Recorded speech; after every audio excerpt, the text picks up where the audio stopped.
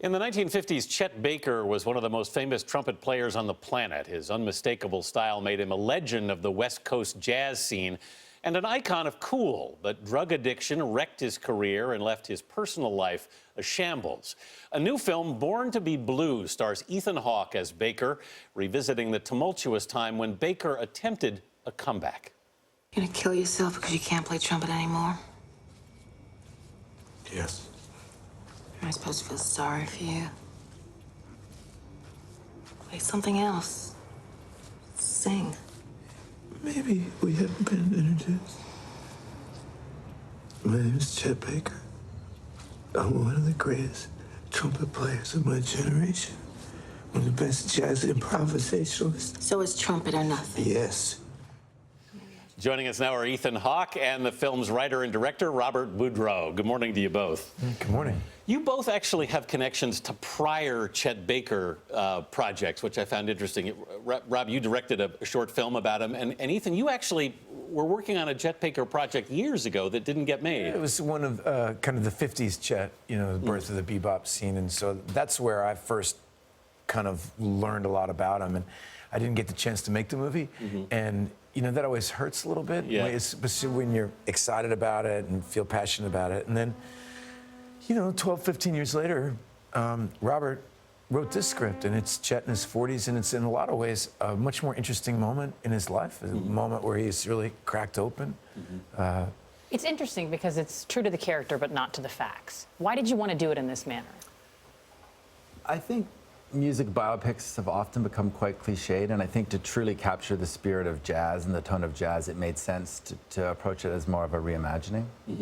And you build it around this interesting, what is actually a fact is that when he was in jail, Dino De Laurentiis, the producer, came to him and said, I want to make a movie of your life, which never happened, but you envision that it does happen. It's a fun idea, you know, like a little bit like Eminem played himself in a life story, and he was a good-looking guy, and he'd actually acted in a few movies, and it kind of made sense that he could get clean, and the movie would be released, and it'd be a feel-good story of him getting his life back together, except his life wasn't back together. And for me, it was a really interesting offer to be offered to play Chet Baker playing himself in a movie. And it creates kind of a double layer, and it also really gets at the fact that basically every biopic you've ever seen in your life is not, it's not a documentary. If you want to see the real man, you can find interviews with him, you can see him playing, it's wonderful, you know, but our job was to make a story out of his life and to tell a tale that might be interesting to other people. Well, you picked a period of his life that I don't know that most people would have wanted to pick. Like, you'd think most people think, let's pick the part where he's on the come up, and he's not a hero in this film. Why did you pick this period? I think it's much more interesting to see a character having to come back and struggle from something. In the 50s, he was the James Dean of jazz, the Prince of Cool, and it's just not as interesting. And I think this is a lesser-known period, and it's set against a time in America when jazz was dying, race was a big deal, and so those themes become very important to the story. It's interesting because there's, I mean, he actually gets his teeth knocked out and can't play the trumpet for a while. There's a great moment where you say, I think I need, he's got dentures, and he says, I think I need to get better glue, because he can't literally play. And that's true. That is true. I mean, he struggled with finding the right glue for years.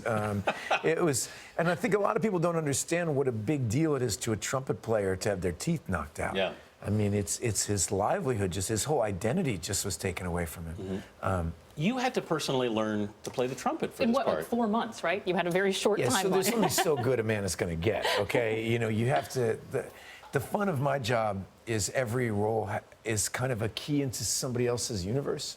You know, if you're doing a Western, you learn to ride horses. If you play a race car driver, you're doing that. You know what I mean? That's the fun of my job.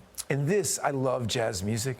So Robert, we worked together, but he gave me an opportunity of like, all right, well, here are the 6, 7 songs we're really going to feature. Try your best to learn these songs. And then ultimately, what we do is we just turn up the playback, and I would try to lose myself in it and play along with it and get lost in it. Did he ask you for more time and lessons? Well, I think he was told by his trumpet coach that even if he had like 10 years, he wouldn't be that good. And so well, that's reassuring. That's a true story too. He knew how to play. He knew how to play all the songs. It's just playing at that kind of a level. even with the guy that we had, he'd been playing for 35 years, and Chet Baker was one of the geniuses of jazz. Yeah, it's got to be pretty intimidating to take that on. You have to not really try to take that on. I can try to have a relationship to the instrument, can convey his love of it to you, to the audience. Right. I can. That is the primary thing. Is the way that he felt about music, the way that his identity was invested in it. You know, I was never going to change music as we know it. Yeah. It's so thoughtful. It's so interesting. Ethan Hawke, Robert Budreau, thank you both so much for coming. Thanks for having me. Born to Be Blue can be seen in select theaters now. It will also be available on demand March 31st.